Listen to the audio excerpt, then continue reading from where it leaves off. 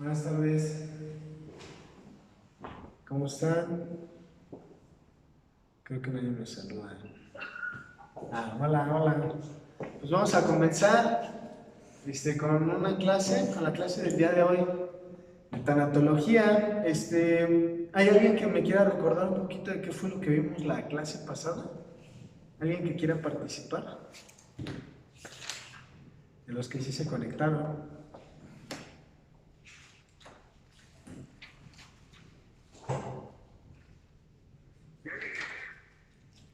Hola, bienvenido Jorge. Estábamos preguntando que si nos pueden recordar qué fue lo que vimos la clase pasada. ¿Sí?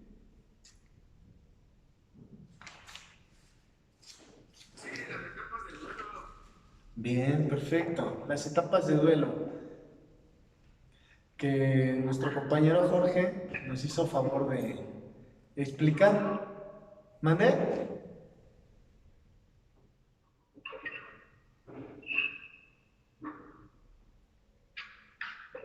Yo creo que también vimos acerca del camino de la realidad, ¿no? Normalmente siempre el camino de las creencias van incorrectamente y hay un choque entre estos dos. Entonces, tenemos que hacerle a la persona que cuál es su realidad, ¿no? Y creo que hablábamos acerca de unas preguntas que tenías acerca de para qué vivo y cómo voy a ser feliz, ¿no? Siempre las personas no hacen estas preguntas, pero de una manera, bueno, para la realidad, ¿no? Más que nada. Así es, nosotros tenemos que darles esas preguntas de esa forma.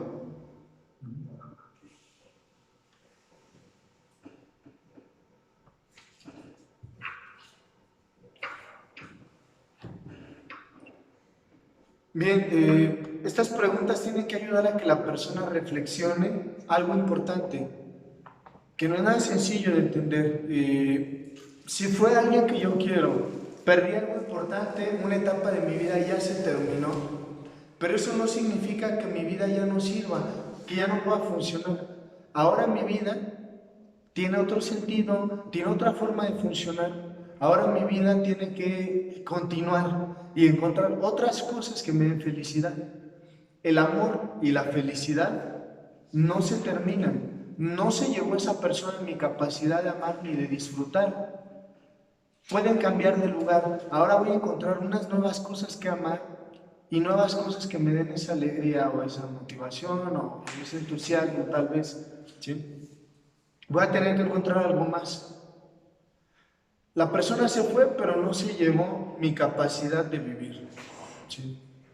Eso es lo que se tiene que entender. Y bueno, para entender esto se vive todo un proceso. ¿Sí? ¿Alguien nos podría recordar de manera muy breve, rápida, cuáles son las etapas del duelo que vimos hace 8 días?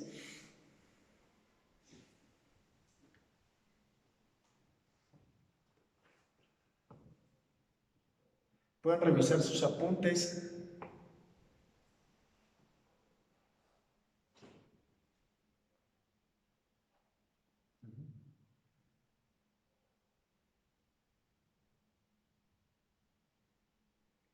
Alguien que nos apoye. ¿Cuáles las etapas del duelo? Ajá, las etapas del duelo. Es la negación, La negación, la ira, ira, ira o lástima, bien, ira o lástima, que se pueden intercambiar. negociación, Negociación, depresión una de depresión o de reflexión y aceptación. y aceptación. Perfecto. En ocasiones en la etapa de reflexión y la de aceptación puede haber una etapa intermedio que es en blanco, en la cual no hay nada. ¿Sí? Parece que ya se superó, pero se quedó así, antes de que llegue una aceptación total o ya un entendimiento, un regalo, un periodo de crecimiento, de maduración. Pero bien, perfecto. Esas son las etapas. El día de hoy comentamos que íbamos a aprovechar esta clase para comenzar ya con las teorías de la personalidad, que son muy importantes para este estudio tanatológico. Como son algo extensas, especialmente la primera, que es la que vamos a ver el día de hoy, quisiera darle secuencia. Y habíamos quedado que iba a exponer Faride, ¿verdad? No sé si Faride, ¿estás lista, Faride? Hola, Faride. Sí, se escucha mucho ruido de fondo, pero sí te escuchamos.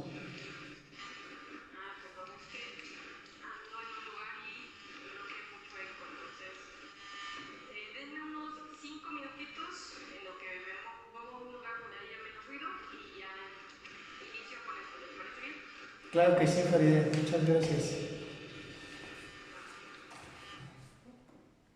Bien, vamos a comentar mientras tanto un poquito sobre la historia de Sigmund Freud para irnos adentrando al tema que nos va a explicar Faride. Sigmund Freud es una persona muy importante, como lo comentamos hace algunas clases, fue quien le da el tercer golpe al ego de la humanidad, ¿sí? Al hablar sobre que existe un inconsciente.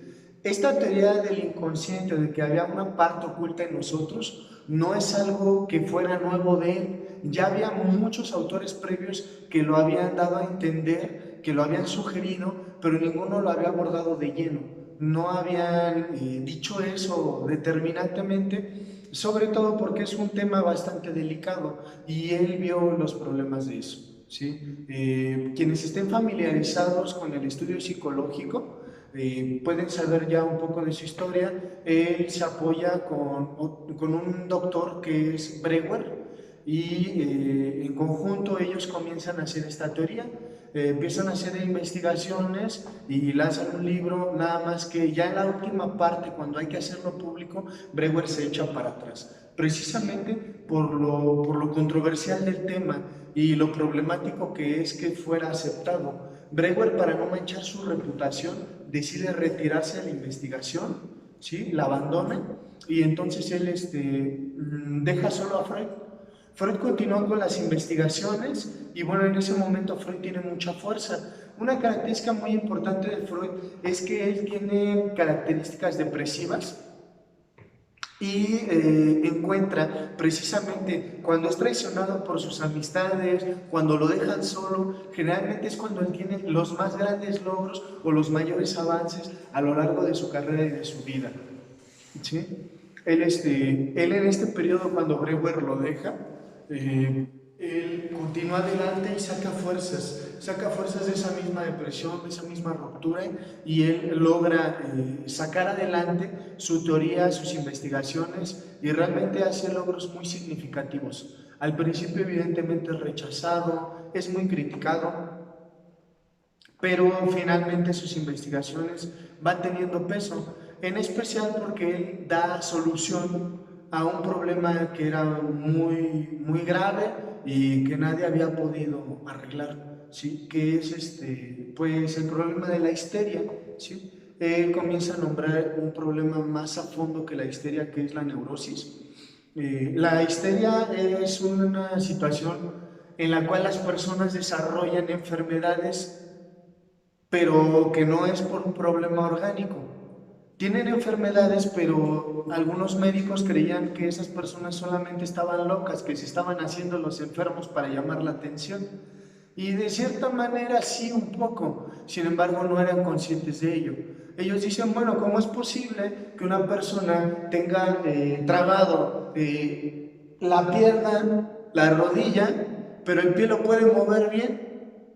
Si se dañaron los nervios, alguna parte de su estructura de la pierna, entonces pues ya toda la pierna se dañó y ya no la puede ocupar. Pero no, en este caso los miembros se engarrotaban y entonces decían, no, si perdió la movilidad significa entonces que sus nervios ya no sirven y entonces quedaría caído el miembro, porque la persona ya no lo puede manejar. Pero en este caso no, en este caso se queda rígido el miembro y posteriormente el pie sí podría moverlo.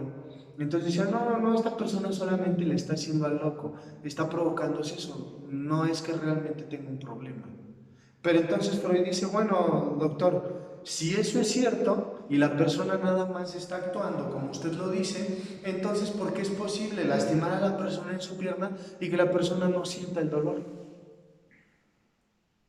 Entonces él hace una prueba y entonces a una persona le clava una aguja en su pierna y la persona ni siquiera se queja. Entonces dice, pues si está actuando, ¿cómo es posible que no sienta un piquete de una aguja? En otro caso, una persona que supuestamente estaba ciega, le pone luz cerca y su pupila sí hace el proceso de cerrarse y dilatarse. Entonces dice, ¿cómo es posible que pase eso si está ciego? Dice el médico. Y Freud dice, bueno, pero si nosotros le ponemos un estímulo visual que por acto reflejo él tendría que reaccionar y la persona no reacciona, es que realmente no ve. Aunque su ojo sí pueda funcionar correctamente, la persona de verdad no puede ver. Entonces él tuvo que encontrar una explicación distinta.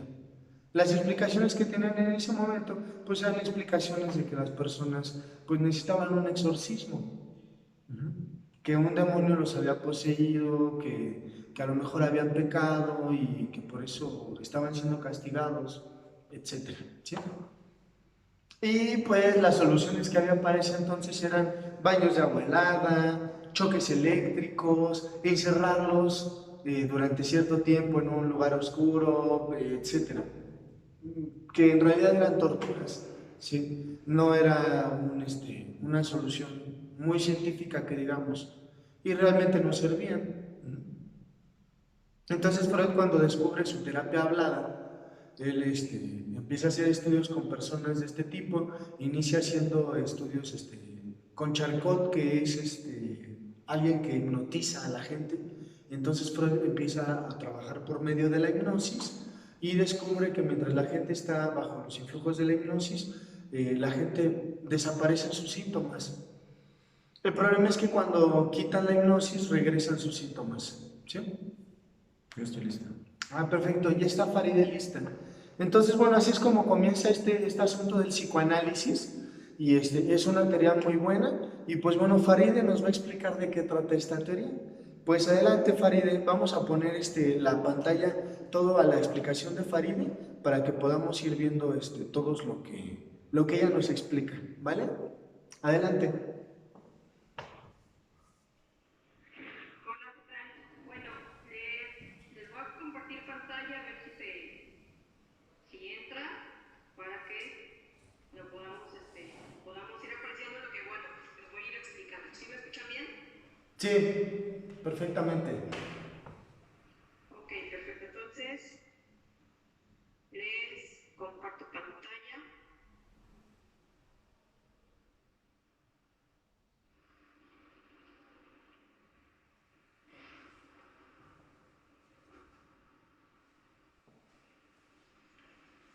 Ahí no sé si me pueden apreciar la pantalla.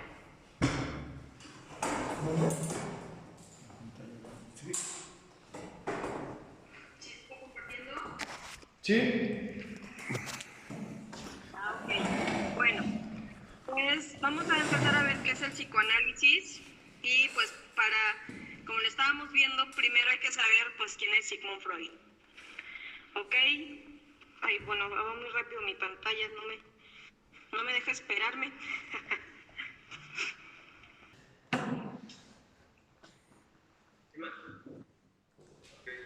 Entonces, referente a las etapas psicosexuales es donde se forma también la personalidad. O sea, ahí es digamos, lo que determina cómo va a ser la persona.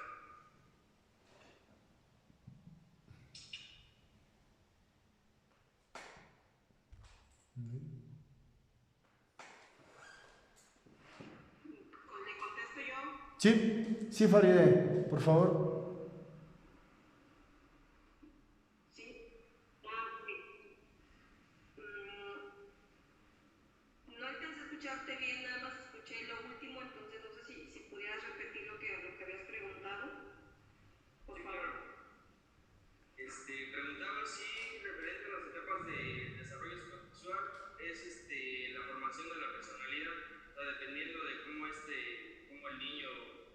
persona en esas etapas las supere o tenga su vocación, es lo que va a determinar cómo va a ser esa persona en su personalidad.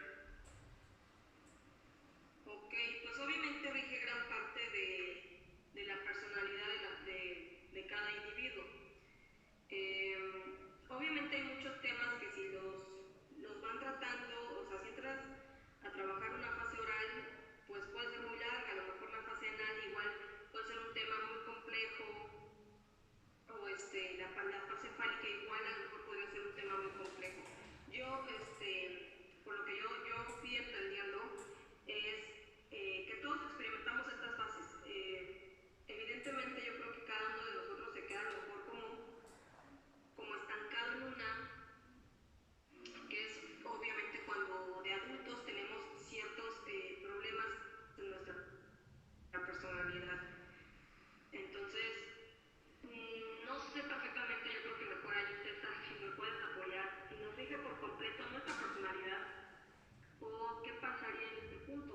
A lo que yo fui entendiendo es como es parte de, pero no eres por completo tú. Maestro, yo quisiera comentar una pregunta por ahí. Claro que sí.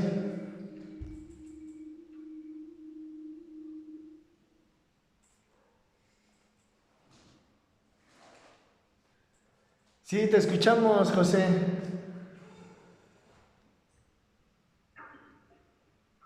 No soy yo, maestro. Ah, perdón, ¿eres Daniel? Daniel. A ver, te escuchamos, Daniel. Sí, bueno, es lo mismo, ¿no? Casi es igual. Bueno, yo apenas estuvimos platicando acerca de estas etapas en los cursos pasados que tuvimos. Y el maestro nos hacía referencia a que en cada etapa del desarrollo psicosexual se van a pasar ciertas crisis, ¿no? Tanto en la fase oral, anal, en la fálica, ¿no? Entonces, en cada una de estas se van a pasar ciertas crisis donde el niño tiene que pasar, pero debido a que no pasamos estas crisis, y es por eso que nuestra personalidad se va deformando, ¿no? ¿Sí? Porque pues, tenemos padres sobreprotectores, ¿no? Padres que nos resuelven la vida, ¿no? que hacen todo porque estemos aparentemente bien, ¿no? Entonces, tenemos que pasar estas crisis, pero los papás o nuestro cuidador en este caso hace que no pasemos estas crisis. Y entonces esta personalidad se va deformando, ¿no? En vez de generar habilidades, pues no las estamos generando y todo esto va a afectar en las siguientes etapas, ¿no? O en una etapa de la adolescencia o de la adultez. Eso es lo que yo quería comentar. Muchas gracias, Daniel. Hola, hola, yo tengo una pregunta. Adelante, Iván. Justamente con ese tema que está tocando Dani, y era una pregunta para Raine. Si en cada una de las etapas, de las 5 etapas, obviamente van generando inhabilidades. Si un individuo se queda en la etapa, digamos, en la primera etapa, en la etapa oral, ¿tiene capacidad de rebasar alguna otra etapa o todas las inhabilidades las tiene que resolver desde el inicio?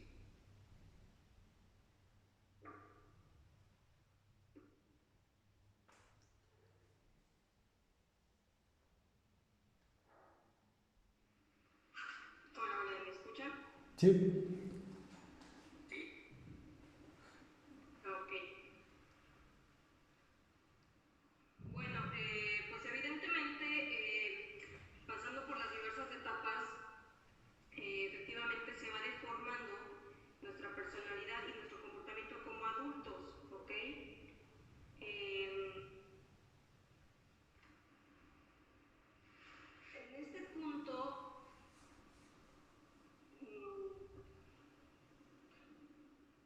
saben que en este punto sí no sabría qué contestarte porque yo creo que esa parte sí no la chequé bien, pero yo creo que ahí sí, César, si nos puedes apoyar mejor. ¿Qué pasaría exactamente? Y es muy buena pregunta porque yo en el tiempo que estuve haciendo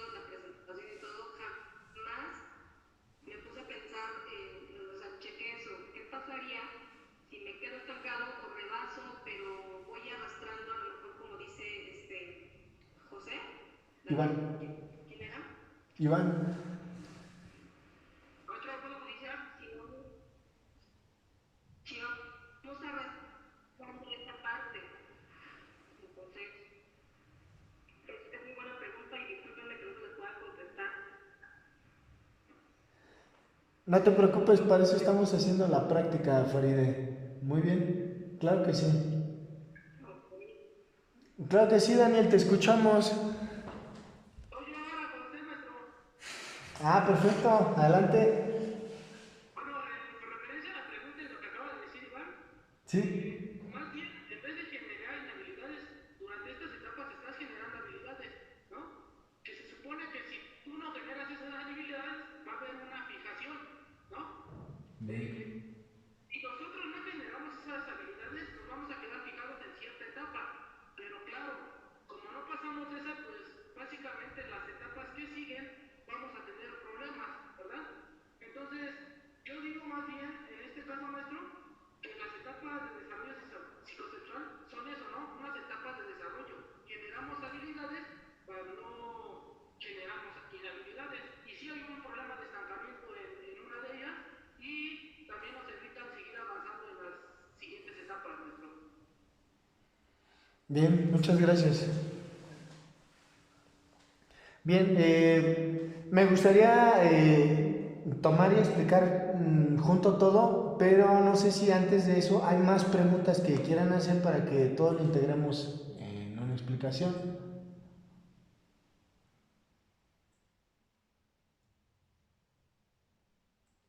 Maestro, Sí, maestro César, sí, Jorge. bueno, yo tengo una duda con lo que estaban diciendo ahorita. Claro que sí. Yo tengo una duda con lo que estaban diciendo ahorita. Si se genera una inhabilidad, ¿no? Lo que se llama un retraso, ¿no? Un retraso en una etapa, en la etapa de psicosexual que hayamos tenido, ¿no? Por eso nuestros males hábitos o cualquier cosa que se pueda ver cotidianamente puede verse reflejada en qué etapa estamos, ¿no? Bien.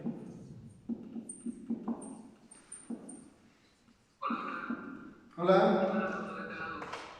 Adelante. Sí, yo también coincido con Jorge.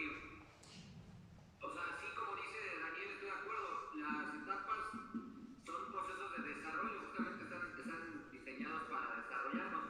Pero justamente también como dice Jorge, creo que al quedarnos estancados en alguno de ellos, que normalmente, pues yo me quedé en la primera, Todos.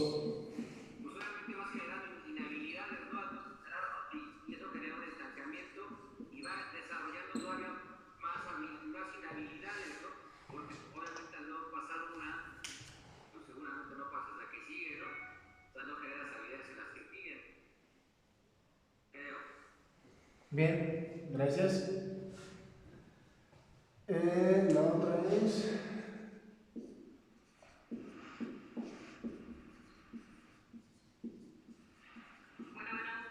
¿Sí?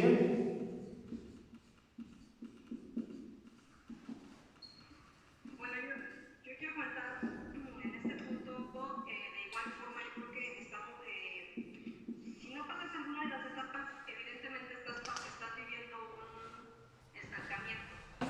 Y obviamente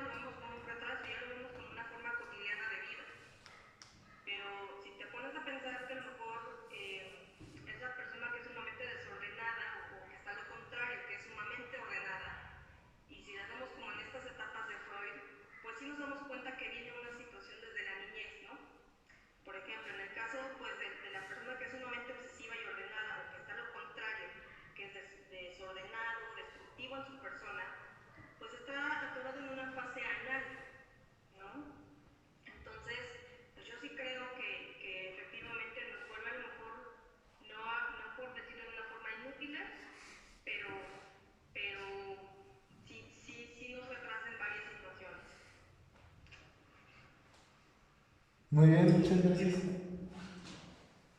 Fue todo. Bien, muchas gracias, Faride. ¿Hay alguien más que quiera comentar algo o hacer una pregunta?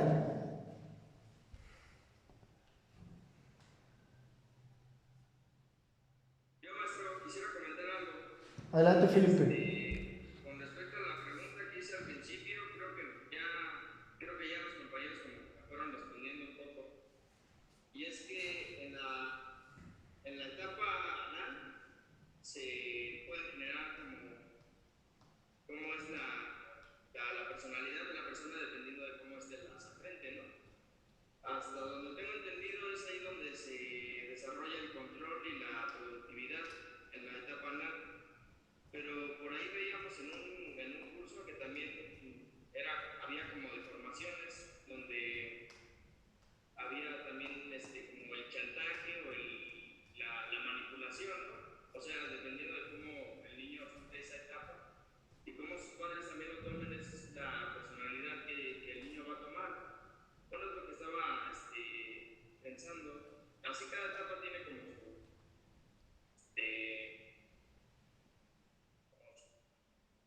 impactos a la personalidad, ¿no?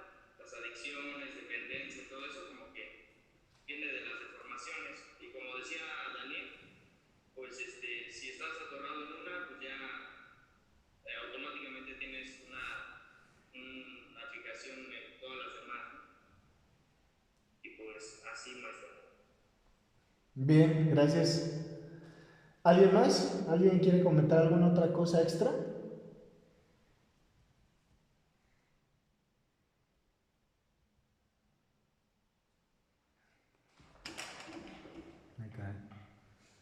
Creo que no. Bueno, entonces vamos a continuar con la explicación. Voy a decirle de forma muy breve estas 3 preguntas que pusimos aquí y posteriormente voy a dar un repaso de la teoría desde las tópicas para que vayamos viendo un poquito de la aplicación, ¿sí? Ya Faride nos hizo el favor de darnos la teoría, la información general. Voy a retomar un poquito esa información y voy a tratar de ir explicando cómo la podemos nosotros ir utilizando ya en una terapia tanatológica, ¿sí?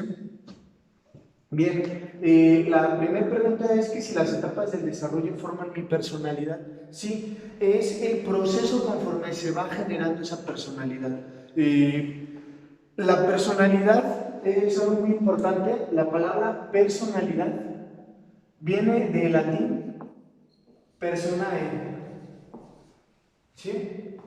¿Qué significa máscara o personaje? ¿Sí se alcanza a ver hasta arriba del pizarrón? Bien. Personae es máscara o personaje. ¿Qué significa esto? Que es una forma en la cual nosotros encontramos de adaptarnos a las exigencias sociales y de alguna manera es algo que nos encubre o es la cara que nosotros damos ante el mundo, ¿sí? Esa es nuestra personalidad. Y estas etapas del desarrollo son también las etapas en las cuales se va formando. Debemos de recordar algo muy importante: Sigmund Freud no es el único psicoanalista. Existen otros, por ejemplo, Erikson. Erikson nos explica el proceso de desarrollo psicosocial, o sea que ocupando la base del psicoanálisis, él nos explica cómo nosotros en la sociedad nos vamos desarrollando.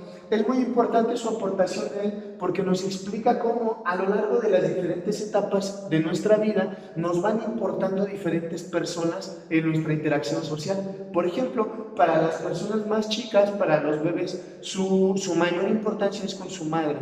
Posteriormente es con la familia, llega un momento en que son los amigos, hay otro momento de la vida en la cual las personas importantes son los del trabajo, ¿sí? Y en ese momento mi personalidad sufre ciertos cambios, o sea que se tiene que adaptar para ese ambiente o para la búsqueda o adaptación con ciertos grupos sociales, ¿sí? Tal vez con mi familia y posiblemente con la gente de mi trabajo. ¿Sí? Aunque existen roles, aunque existen características que siguen persistiendo, sí hay también modificaciones a lo largo de las distintas etapas. Entonces, las etapas del desarrollo psicosexual sí nos van contando cómo se fue formando mi personalidad, ¿sí? Aunque no es lo único que influye. Influye también, para que se den estas etapas, por eso nos explicó primero Faride las dos tópicas, ¿sí? O la estructura de nuestra mente. Esa estructura, aunada a todo el proceso de vida, van formando mi personalidad, ¿sí? La personalidad se va a formar de dos aspectos básicos. Uno es el carácter y el otro es el temperamento.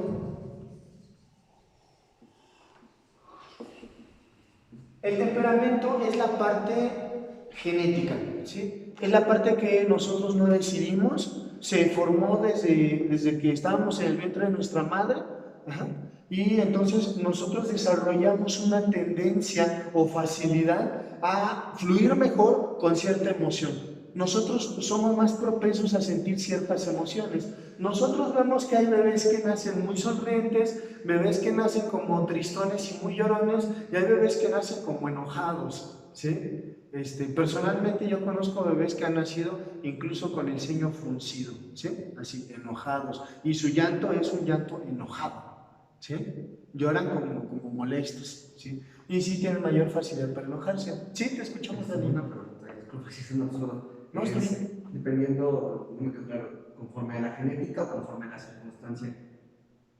Bien, la genética es el temperamento, el carácter ya son las circunstancias.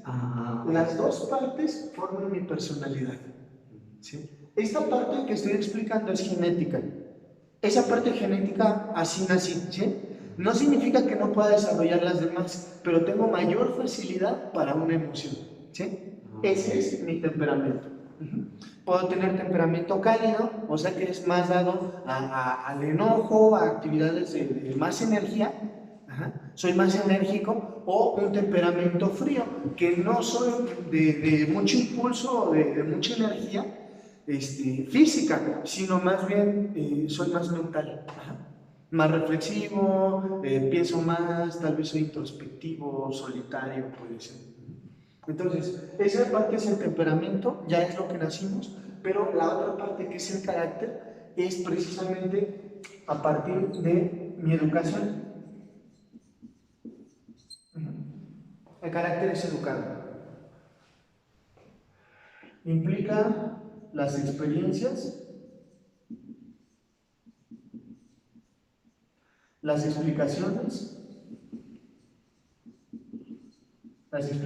que me dan del mundo, y podría ser también el entrenamiento que me dan. ¿Sí? Esto puede formar mi carácter. Entonces sí, en este punto es donde entran las etapas, ¿sí? Las etapas psicosexuales, que son mis experiencias y las explicaciones que voy obteniendo. Ajá. Y así es como se forma mi personalidad.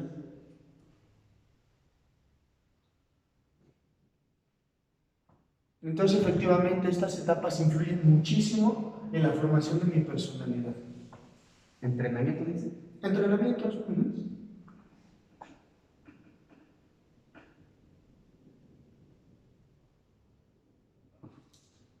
Un entrenamiento puede ser que me pongan a practicar cosas específicas. Como por ejemplo la oración. O como por ejemplo cuando te dicen, a ver, anda en bicicleta. Y entonces te vas a subir a la bicicleta tantas veces como lo necesites hasta que puedas andar en ella. ¿Sí? O te decimos, a ver, necesitamos que seas capaz de no ser tan explosivo.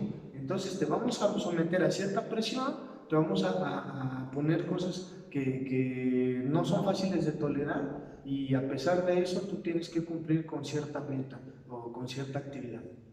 Entonces, aunque pase eso, no puedes explotar, tienes que seguir pensando a pesar de tu enojo. Entonces te ponemos un entrenamiento. Bien, entonces eso es lo que va a formar mi personalidad. ¿Sí? ¿Se escuchó un poco de eco? ¿Nos repites tu pregunta, por favor?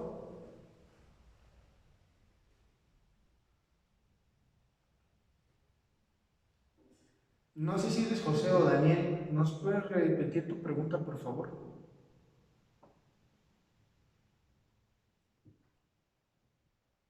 Mm, ¿Cuál maestro? sí, lo último que comentaste, ¿qué fue?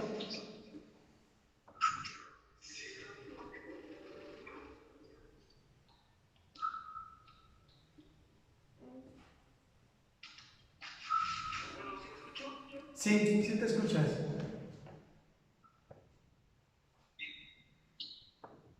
Bueno, yo no hice pregunta, yo nada más fui sobre que tenemos que pasar ciertas crisis, ¿no? En las etapas, bueno, en cada una de las etapas psicosexuales.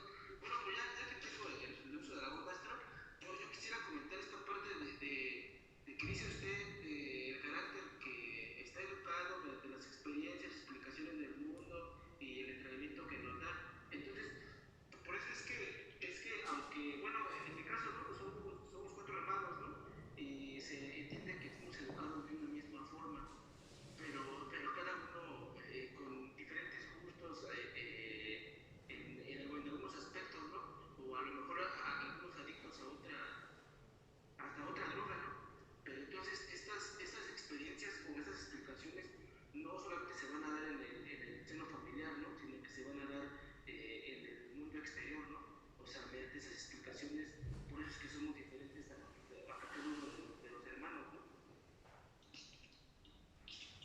Así es, hay diferentes factores. Uno de ellos puede ser el temperamento. No necesariamente todos nacieron con el mismo temperamento. Tal vez uno de mis hermanos es más iracundo y otro es un poco más reflexivo. Tal vez el temperamento cambió. Además de eso, existe algo muy importante, que la educación familiar da a cada uno de los integrantes un rol diferente.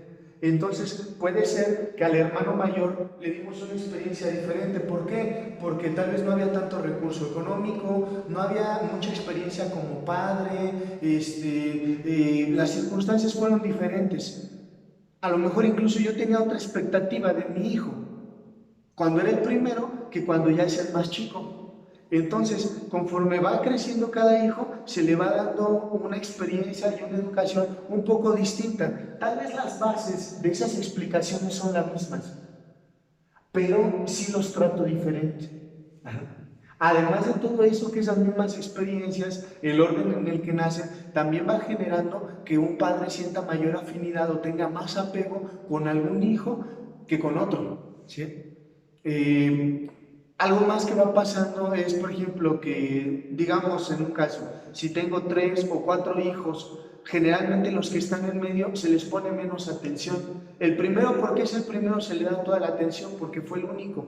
Posteriormente, muchas veces se le deja siendo el responsable de los demás hermanos y entonces se le da atención, pero ya es una atención de estarlo presionando. Ajá. Al siguiente más chico puede ser que era el chico, pero duró poco tiempo porque nació otro más chico y entonces eso ya no le hicimos tanto caso, ya lo dejamos a cargo de su hermano mayor y ahora al chiquito le damos todas las atenciones porque es el más pequeño, ¿sí? A veces hay padres que viven experiencias o sienten afinidad con alguno de los hijos, tal vez porque es hombre, porque es mujer, y entonces tienen más apego, entonces lo jalan más. Incluso cuando hay discusiones entre los dos papás, los hijos forman bandos, y entonces a veces hay un hijo que se va con el papá, otro hijo que se va con la mamá, ¿sí? O según la situación, a veces todos se van con la mamá o con el papá, generalmente se van más con la mamá. Culturalmente se le da más la postura de víctima a la madre o de más vulnerable a la madre que al papá. Entonces es más común que los hijos hagan mando o que se apoyen más a la mamá que al papá. ¿Sí? Pero según las circunstancias, según la familia, según lo que se fue viviendo, las épocas, la economía, entonces todo eso se va modificando, va variando y así cada uno de los hermanos va tomando un rol. Entonces puede ser que un hermano sea como el papá de todos, puede ser que otro hermano sea el mediador y trate de resolucionar los problemas cuando se pelean. Ajá. Puede ser que otro hermano sea el más dependiente y siempre necesite que lo cuiden, ajá, etcétera. Entonces, de esa manera, cada uno de nosotros, aunque fuimos criados en la misma familia, vamos a desarrollar una personalidad distinta.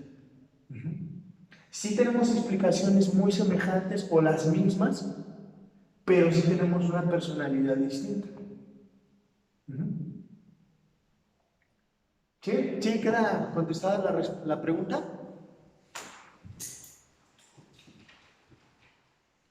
Sí, maestro, ¿qué cree que en mi caso, bueno, con mis hermanos, cuando mi mamá y mi papá tenían conflictos, mi hermano Lalo siempre se iba a defender a mi mamá y nosotros defendíamos a mi papá, ¿no? Y entonces, y sí es cierto lo que usted menciona, ¿no? Que si uno como hermano empieza a crear ciertos bandos, ¿no? Cuando hay conflictos familiares, uno se dirige con el papá o otro se dirige con la mamá, ¿no? Y hasta nos agarramos a madrazos, ¿no? Por defender eso, ¿no? Y aparte que mi mamá y mi papá se agarraban a madrazos, nosotros estábamos agarrados más a madrazos para defender eso, ¿no? Sí, maestro, sí, tiene razón en esa parte. Esto es muy común, en este caso, en el área tanatológica vamos a ver que esos conflictos de los padres que heredan los hijos pueden seguir incluso después de la muerte. A veces, cuando los papás se pelean, quedan propiedades entre los dos. Entonces a lo mejor se pusieron a nombre de uno y unos de los hijos dicen que se lo merecía la mamá porque pues para ella son las cosas, otros dicen que no, que la mamá se fue o se separaron y que era del papá, y entonces como los papás estaban peleando, los hijos siguen esa pelea y muchas veces esas peleas trascienden mucho o se afianzan esas peleas mucho con los bienes. Entonces cuando fallece alguno de los papás o los dos, es común que los hijos se sigan peleando y la pelea que tienen los hijos no solamente sea por la ambición de la propiedad, que es muy común, sino que además sea también por continuar con la pelea de los padres. ¿Propiedad se refiere a algo material? Así es. Ah, ok. Por ejemplo, una casa, un terreno, carros, dinero en el banco. Entonces unos de los hijos dicen, no, mi papá fue un desgraciado, él engañó a mi mamá y entonces lo justo es que se le queda a mi mamá. No se le puede quedar a los hijos de la otra. ¿Sí? Y otros dicen, no, era de mi papá y entonces eso se queda para mi papá. O para su familia o para nosotros que éramos del bando de mi papá y vamos a hacer lo que él quería. Entonces esa discusión de los padres continúa con los hijos. Y entonces a veces uno recibe a los hijos en una terapia tanatológica, pero esos hijos traen el conflicto emocional con sus hermanos. ¿Pero por qué tienen ese conflicto? Porque están siguiendo la pelea de los papás. Y eso es muy común. Entonces sí tiene todo este impacto o esta importancia, ¿sí? Entonces, bueno, la segunda pregunta es si se generan o no las inhabilidades. Esto es muy importante porque nosotros como adultos no tenemos simplemente inhabilidades. Eso sería algo fabuloso porque sería muy sencillo nuestro trabajo para solucionar los defectos que tengamos en nuestra personalidad. Lo más difícil de todo esto es que nosotros no solamente tenemos las inhabilidades, o sea, que no sepamos resolver las cosas, sino que, como estábamos comentando, la personalidad es una cara que nosotros damos a la sociedad. Y la situación es que la sociedad nos exige ciertos alcances o cierto estatus. Este estatus que nos exige la sociedad genera que nosotros muchas veces ocultemos partes naturales de nosotros. Una de las cosas que ocultamos precisamente son nuestras inhabilidades. Entonces nosotros tenemos que desarrollar formas de que la inhabilidad no se vea. ¿A alguien se le ocurre de qué manera tapamos nuestras inhabilidades? Con mañas. Con mañas, así es. Nosotros desarrollamos formas de aparentar que tenemos una habilidad cuando en realidad no la tenemos. Por ejemplo, una persona que no sabe ser productiva ni administrar dinero para obtener bienes materiales, a lo mejor puede ser alguien que robe. O una persona que tiene una vida demasiado aburrida, no es culta y no tiene temas de conversación, a lo mejor se convierte en alguien muy chismoso, inventa un montón de cosas. ¿Sí? Entonces nosotros desarrollamos mañas.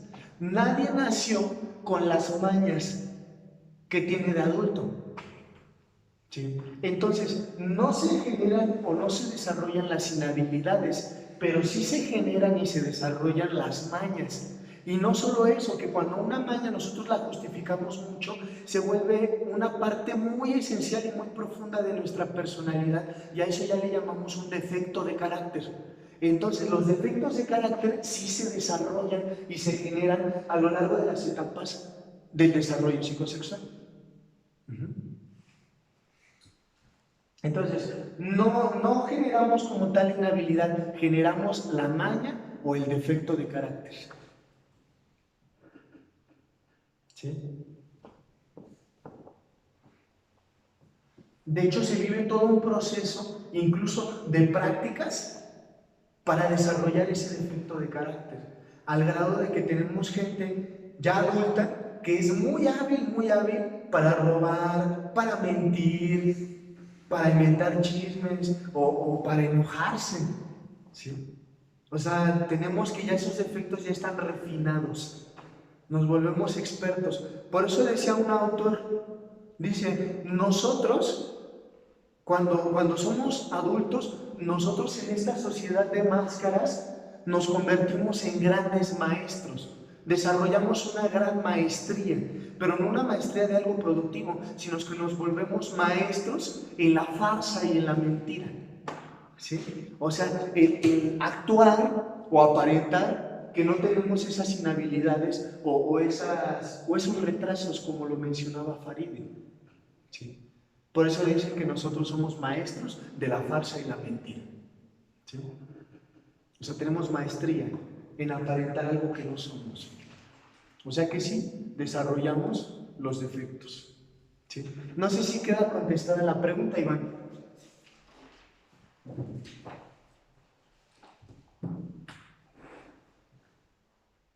No sé si nos está escuchando Iván. Hola, Iván. Sí, maestro. ¿Sí? ¿Sí se contesta? Sí. Queda claro. Bien, entonces. Vale. La situación de esto es que si nosotros ya desarrollamos un defecto o una maña, ahora quitárnosla es muy difícil. Si la inhabilidad se quedara abierta como está desde el origen, entonces simplemente necesitaríamos práctica para generar la habilidad y ya, se solucionaría. Pero en este momento no. Ahora necesitamos romper el defecto antes de poder generar la habilidad. Entonces nos tenemos que pelear con el defecto que además está muy justificado, ¿sí? Y entonces además de que ya es algo automático, o sea que hacemos sin siquiera pensarlo. Entonces las personas que mienten, mienten sin siquiera darse cuenta que están mintiendo, solamente lo hacen así, sin pensarlo. Como un instinto.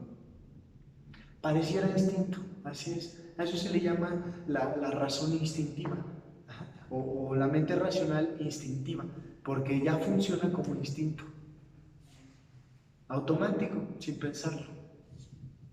Entonces ahora quitar esos defectos que sí se desarrollaron en la personalidad cuesta mucho trabajo. Imagínense ustedes cuánto tiempo se tardan en enseñarle a un perro a que se siente. Si ustedes ya lo saben hacer, le pueden enseñar en muy poquito tiempo. En un ratito que estén con él, pueden hacer que el perro se siente. No cuesta tanto trabajo. Se esfuerzan un poco, se dedican y lo repiten varias veces y el perro lo entiende y aprende a sentarse. A lo mejor unos días o unas semanas que lo reafirmen y ya se queda esa conducta firme en ese animalito. Ya se le queda firme la conducta, ya él sabe sentarse. Entonces puede pasar mucho tiempo, ustedes le vuelven a dar la orden que le enseñaron y entonces el perro se sienta. ¿Sí? Pero imagínense ahora ustedes, un perro que lleva muchos años sentándose cada vez que le das la orden, ahora imagínense ustedes que le des la orden y que ya no se siente. ¿Cómo podrían hacer eso? ¿Creen que sería rápido? Es muy difícil. De hecho, lograr eso es bastante difícil. ¿Sí? Entonces, ya que se aprendió la maña o el defecto, quitarlo cuesta mucho trabajo. ¿Sí? Y generalmente esa es una parte importante de nuestro trabajo como tanatólogos. Vamos a tener que quitar ciertas mañas o ciertos defectos de carácter que están generando problemas en la persona. Entonces es un trabajo difícil, complicado. Entonces sí me parece importante esta pregunta. ¿Sí? Se generan los defectos y quitar los defectos es muy difícil. Se afianzan completamente en la personalidad, toman el control de la persona. ¿Sí? Por eso es que los adictos, ya vimos, ya nos explicó Faride, que estas etapas sí son la explicación de la formación de un problema de adicciones. Entonces, a un adicto le cuesta mucho trabajo resolver su adicción y por eso los grupos de autoayuda o generalmente las terapias de esto dicen que el primer paso es reconocer que yo no tengo control de mí mismo. ¿Sí? Ese es el primer paso, que además es un paso difícil de hacer. Por eso muchas personas con adicciones tardan mucho tiempo en pedir ayuda, porque no pueden aceptar que ellos no tienen control. O sea, mi defecto tomó el control de mí. Y hasta que yo no me dé cuenta que me tiene controlado, yo no voy a poder modificarlo. No lo considero un enemigo mío. Hasta lo considero una virtud, algo bueno de mí. ¿Sí? Hay mucha gente que se siente muy orgullosa de sus defectos, de ser iracundo. Hay familias que toda la familia te aplaude ser iracundo. Dicen, no, mi hijo es bien chingón.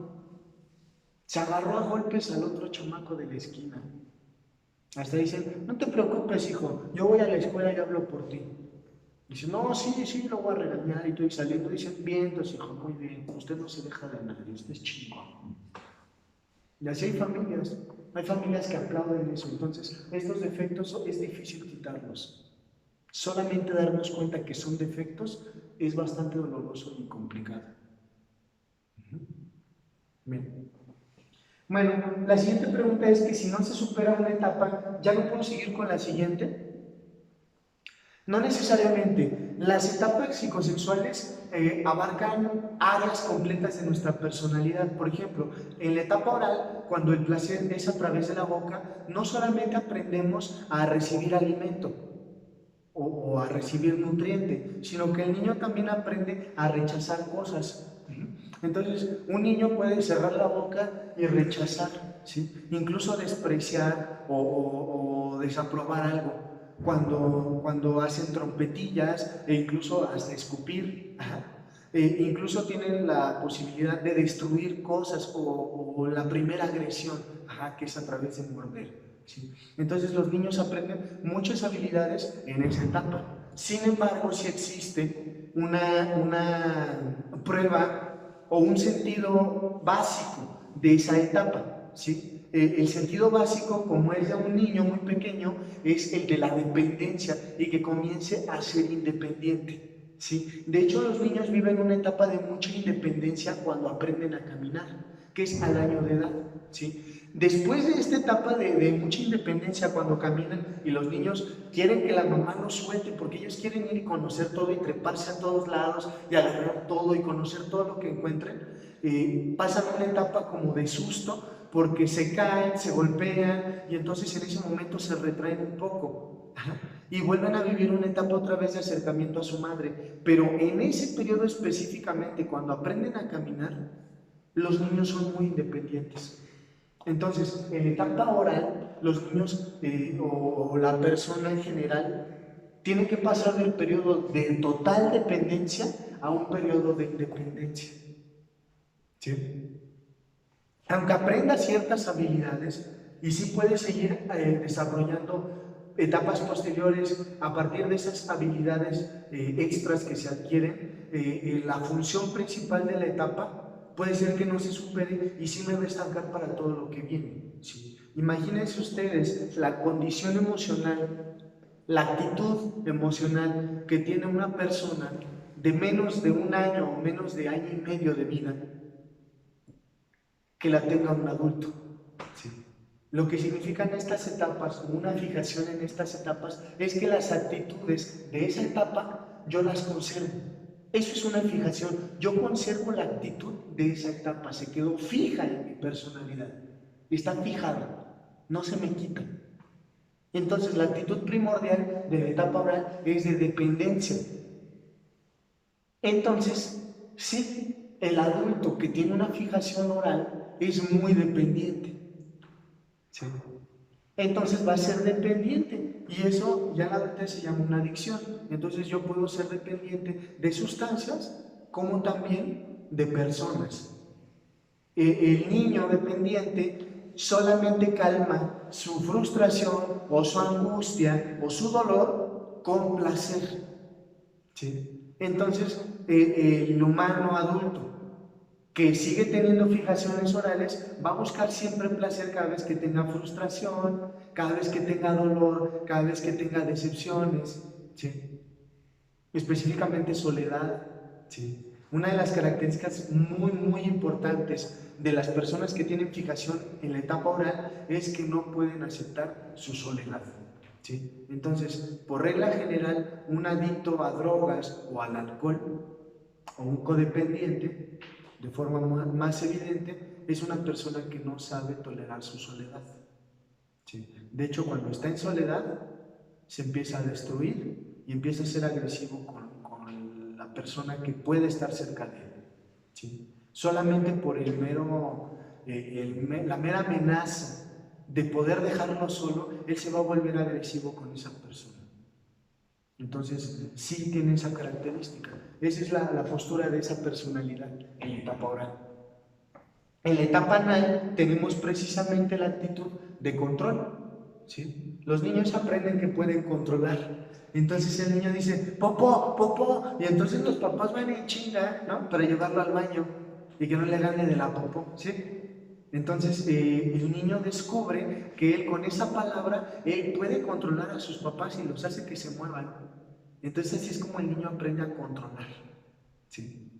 Por eso es que muchos niños dicen popó, popó, los llevas al baño y entonces no hacen popó, se quedan ahí sentados un chorro de tiempo y uno dice, ¿ya va a salir la popó? Y el niño nada más se hace ahí, ¿no? Nada más se queda ahí porque está teniendo placer, porque está comprobando cuánto tiempo puede tener controlada esa persona, atenta a él, con su capacidad de producir o retener. Entonces el niño aprende a ser productivo o a retener y controlar a otra persona con eso, ¿sí? Tenemos personas que tienen fijaciones en la etapa oral y que sí son productivos económicamente, ¿sí?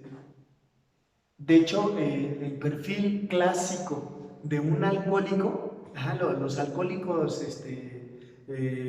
no sé, más de hace tiempo, de antaño, los que eran alcohólicos puros, se les llama, o sea que solamente eran adictos al alcohol, que actualmente son muy pocos, pero anteriormente el perfil de un alcohólico era ese. De hecho, esa era una de las mayores justificaciones. Es que yo no tengo un problema con el alcohol porque yo soy responsable, en mi casa jamás falta el gasto. Y realmente eran buenos proveedores, aunque también eran alcohólicos. Entonces, con su postura de alcoholismo se demostraba la fijación en la etapa oral, pero al mismo tiempo sí eran capaces de ser productivos. Entonces, igual tenían fijaciones en la etapa anal, pero no significa que no pudieron generar ninguna habilidad de las siguientes etapas. ¿Sí? Sí pudieron aprender a ser productivos, pero aún así era gente muy dependiente. ¿Y eso a qué se debe? O sea, de que tenga alguna fijación, pero pueda ser productivo, o sea, ¿a qué se debe? O sea que no necesariamente ya no puedo aprender más. Sí puedo seguir aprendiendo algunas habilidades de las siguientes etapas. ¿Sí? Aunque esa fijación va a impedir que yo me desarrolle del todo. Entonces, la siguiente etapa también hay una buena parte que yo no logro resolver. O sea, aunque yo sea productivo, yo no sé ocupar el dinero para lo que es. Entonces, voy a ocupar ese dinero tal vez para mi dependencia. ¿Sí? ¿Mande?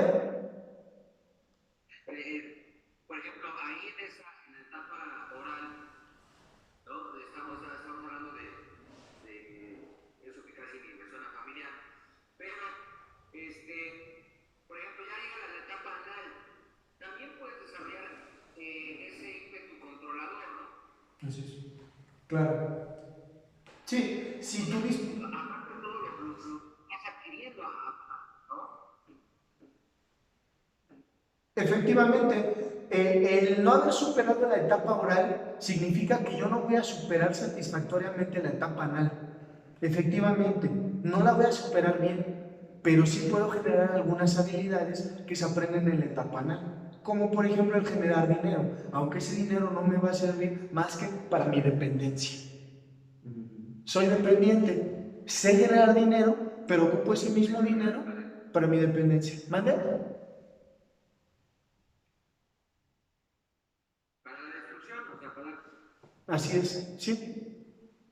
Entonces, puedo controlar gente, ¿sí? Pero aún así, algo que se va a notar es que esa gente que yo controle, yo voy a ser terriblemente dependiente de esas personas. Entonces nos damos cuenta de que esa persona no sabe quedarse solo, ¿sí? Realmente no sabe estar solo. Un niño en la etapa oral debe de aprender a estar cerca y lejos, ¿sí? Y entonces en la etapa anal el niño ya debe de saber quedarse solo. Pero cuando nos damos cuenta de que hay fijación en la etapa oral, aunque sí sabe generar dinero, no sabe estar solo.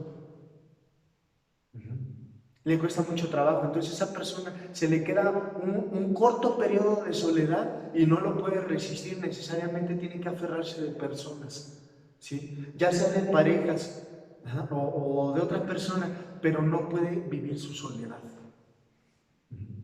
Entonces eso significa que sí, que sus relaciones de pareja o sus relaciones afectivas van a ser destructivas.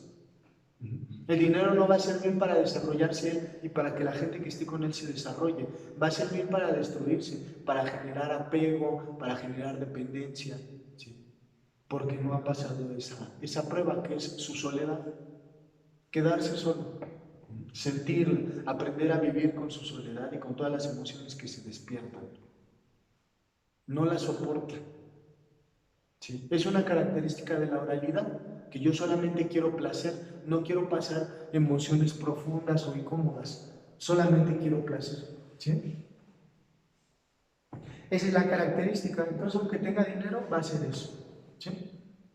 Entonces, sí, se puede seguir avanzando en ciertos aspectos o tener algunas habilidades, pero esas habilidades no van a ser del todo, no van a ser habilidades completas, van a ser habilidades muchas que las voy a seguir ocupando para mis defectos, porque no se han trascendido ciertas etapas de desarrollo emocional. ¿Sí? Por ejemplo, ¿no? Por ejemplo, si en la etapa ahora me puedo se me fue. ¿Fijar? No, se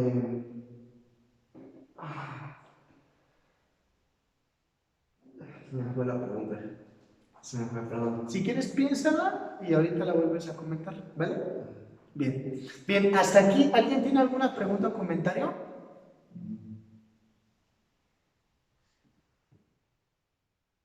¿Nadie? ¿Sí? En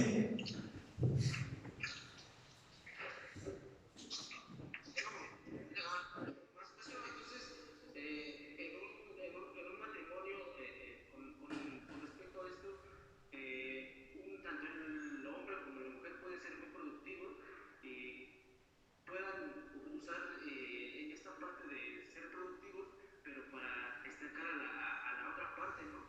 Para no dejarla igual que se desarrolle, ¿no? Así es.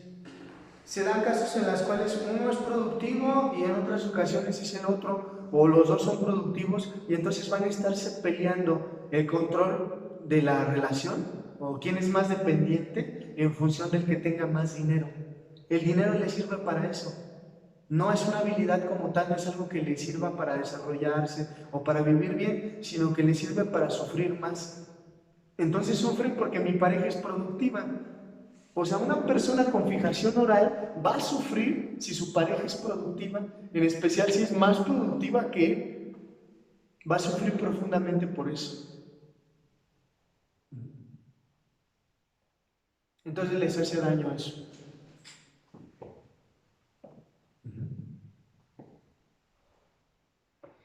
Evidentemente que la característica primordial de las fijaciones en estas etapas es un sentido de falta de valor propio. Entonces estamos hablando de complejos, o sea, las personas con fijaciones en cada etapa tienen ciertos complejos. por ejemplo, una persona que tiene fijación en la etapa oral tiene complejo de inferioridad. Totalmente, completamente. O sea, una persona con fijación en la etapa oral se siente que depende mucho del otro, lo necesita, y entonces todo lo que él pueda valer, todo lo que haga, necesita que se lo aplaudan. Cada vez que no se lo aplauden, él siente que no es suficientemente valioso, que no lo quieren. Así, nada más porque no le hicieron tantito caso. Es muy dependiente, es la primera etapa, la dependencia es total. Entonces, para todo necesita aprobación. Y cada vez que no la tiene, se siente que no lo quieren, que no vale, que no es lo suficientemente bueno, que no sirve para nada. Así siempre se va a sentir.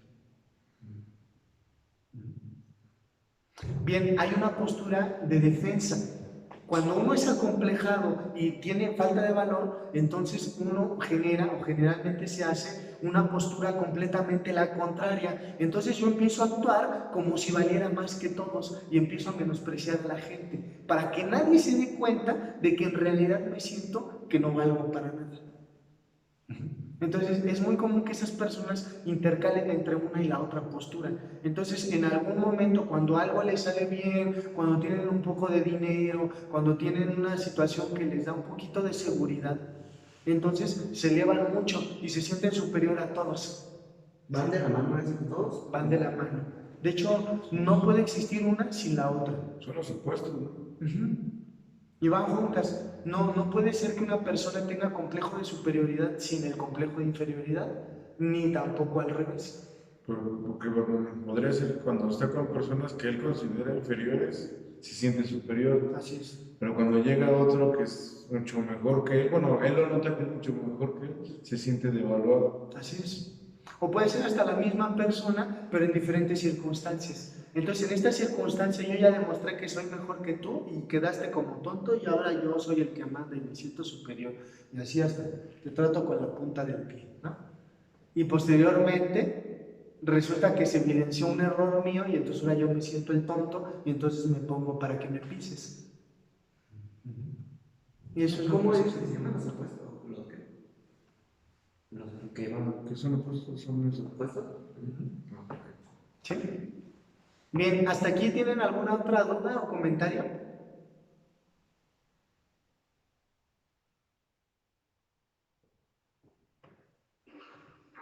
quiero preguntar algo.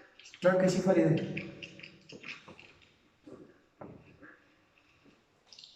Por ejemplo, estamos viendo, obviamente en la etapa anal, pues es el niño que está controlando y manipulando la situación a su gusto. Digamos ya poniéndolo en un punto adulto, ya en un punto adulto obviamente el adulto ya no te va a decir ven a limpiarme, ven aquí a verme, pero a lo mejor es el punto de, no sé, es que no me hiciste caso cuando yo te hablé. Es que yo llegué y no me dijiste buenas noches. Quiero imaginar que es como ese punto de un adulto berrinchudo y que de un punto se va a otro. Por ejemplo, poniendo la situación, un adulto que está a lo mejor en esta situación con la fase anal, siendo un adulto berrinchudo, por ponerlo así, así lo veo, llegó a casa y dijo, ya llegué. Y a lo mejor en ese momento nadie volvió y le dijo, ay, Carla, ¿cómo estás? Y ya para eso como, puta, no salió, no, pues es que nadie quiere estar conmigo, no me pelan, porque yo ya estoy en casa, en fin, ¿no? Entonces, me quiero imaginar que muchas veces se sustituye un placer por otro. Por ejemplo, como él no tuvo esa como compensación de manejar las cosas a su antojo, a lo mejor lo que hace es irse y a lo mejor lo que va a hacer es ir a comer, porque de esta forma está compensando un placer por otro. Entonces, yo quiero imaginar que es algo así. En la etapa adulta, pues, o sea, ya como adultos. Así es, Faride. De hecho, las características que nos vas describiendo, no sé si alguien se dio cuenta, pero se refieren más a la etapa oral. De hecho, el comer tacos, irse a comer, perdón, no sé si tacos, creo que me proyecté. No, irse a comer probablemente sea, pues es un placer oral. ¿Sí? De hecho, el decir, es que nadie me pela, no les importa, esas son tendencias más de la etapa oral. En un caso de una etapa anal, es decir, te doy dinero para que tú estés conmigo. Y más que decirte ponme atención, es una exigencia de que las cosas se tienen que hacer como yo digo. Y si no, ya no te doy dinero. Es más, esa persona, más que irse, generalmente lo que hace es que corre al otro. Y dice, pues si no te gusta, vete. La puerta está bastante grande. No me sirves. No me sirves, así es. ¿Sí? Tiene más esa actitud o más esa característica en la etapa anal. ¿Sí? La etapa anal es más de control. Ya encontré una forma de agarrarte y entonces yo te puedo agredir, te puedo despreciar y te puedo rechazar porque sé que no te vas a ir, porque te tengo agarrado. Y entonces yo soy capaz de comprarte la ropa que tú quieras, pero a mí me tienes que preguntar qué ropa quiero que te pongas. ¿Sí? ¿Es así? Sí. Entonces, esa es la postura anal, es más en ese sentido. ¿Sí? Es más decir, yo tengo que mandar, las cosas se tienen que hacer como yo digo, y tú tienes que entender que yo soy el que manda. Entonces te voy a tener controlado completamente. Generalmente vemos estas posturas más es en personas que tienen más tendencias orales. ¿Sí? Hay personas que tienen dinero y se les nota más la tendencia oral, en la cual dan el dinero, pero lo dan así prácticamente todo y nada más están buscando una palabra de afecto, de cariño. Eso es más tendencia oral. Son los compro amigos, ¿no? Compro amistades. Puede ser una persona que está comprando amistades, así, pero hay personas que compran amistades y ellos deciden. Al final de cuentas, cuando se toma una decisión, él decide. Y entonces esa es una tendencia mayoritariamente anal, es de control. ¿Sí? Sí, se alcanza a notar la diferencia como tal, aunque son muy parecidas y van muy de la mano, la dependencia con el control, sí hay una característica diferente. ¿Sí se alcanza a notar la diferencia? Es difícil, ¿verdad? Sí. Sí. Uno es el que no te pregunta, te exige y te dice, así son las cosas y se tienen que hacer, y si no, pierdes todo lo que yo te doy. En el otro te pide, te ruega, hace cosas para llamar la atención, esperando que le ruegues y que lo convenzas. ¿Sí? Y el otro puede irse y no hablar, nunca te llama, no te busca, y va a comprar a alguien más antes que pedirte perdón. ¿Sí? El otro te puede pedir perdón, puede suplicarte, o no hacerlo, pero estar llamando tu atención a cada rato, porque es más dependiente. Uno es más postura de hijo, uno es más postura de sálvame, te necesito, cárgame. Que necesita ayuda. Necesito ayuda. El otro tiene más la postura de yo te voy a salvar. Ya te vi que estás muy necesitado. Qué bueno que llegué yo, porque te hago mucha falta. Está bien, te voy a dar chance. Yo te rescato. La postura anal es más de salvador que de salvado. La postura oral es más de salvado que de salvador. ¿Sí? ¿Sí se alcanza a notar la diferencia?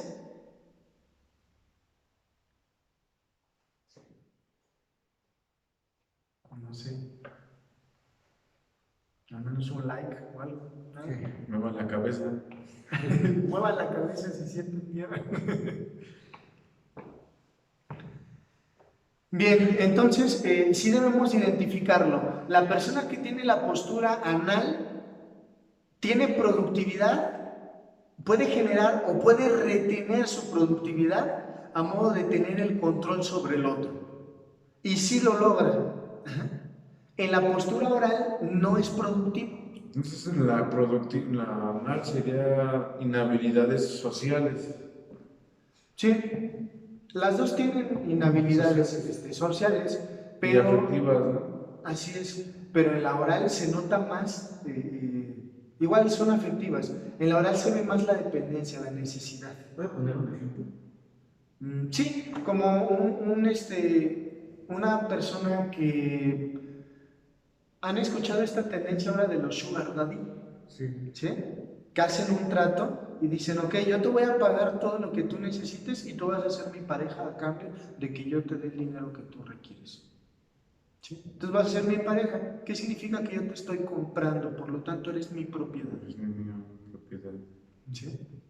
O sea, voy a guardar esto.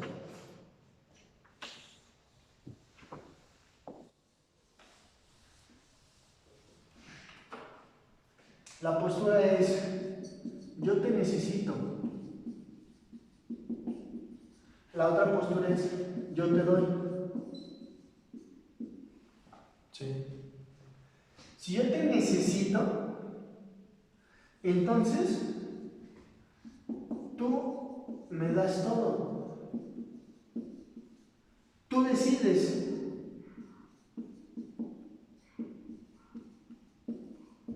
Tú mandas. Tú me mandas. ¿Sí? Así. Y yo puedo jugar al que no te obedezco.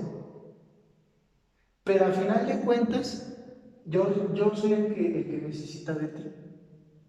En esta postura no. Sí será, o sea, sí sabemos que este también necesita de este, pero no se hace notar que lo necesita. Él dice, yo no te necesito. ¿Sí? Digo, yo te doy todo lo que tú requieras y tú me obedeces. Tú me haces sentir valioso. ¿Cómo? Agradecido.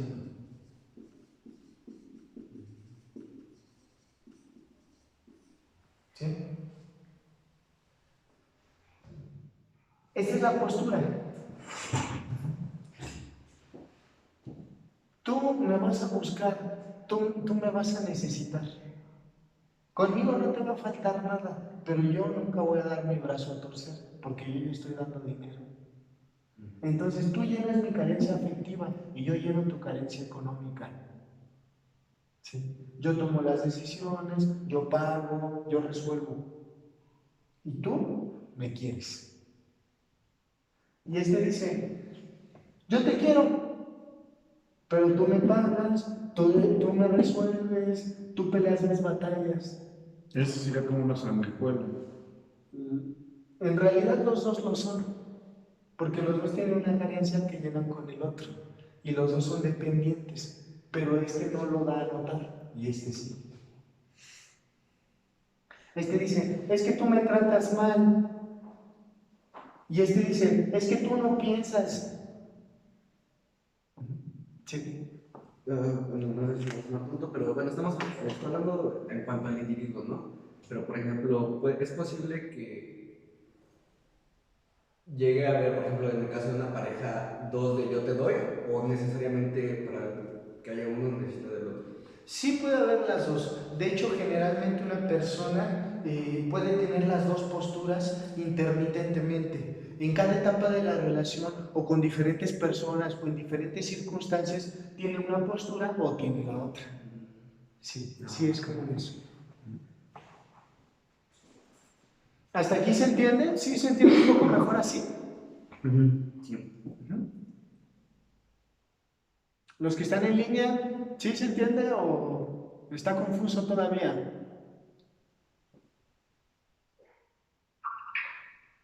Sí, maestro.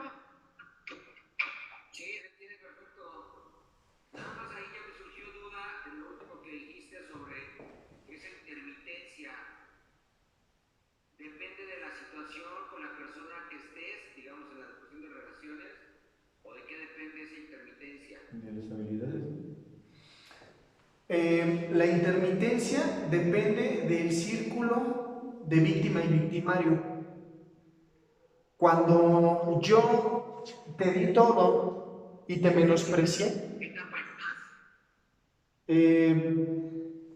según la etapa en la que estés o en la etapa en la que tuviste mayor fijación, generalmente tienes más facilidad para tener esta postura o más facilidad para tener esta. Sin embargo, En el proceso de la relación puede ser que yo te doy todo, pero después, como no te necesito, cometí un error, a lo mejor te fui infiel y me descubriste. Y entonces en ese momento yo me doy cuenta o se hace evidente que no puedo sin ti. Entonces yo voy a regresar contigo y me voy a mostrar muy dependiente. Y ahora yo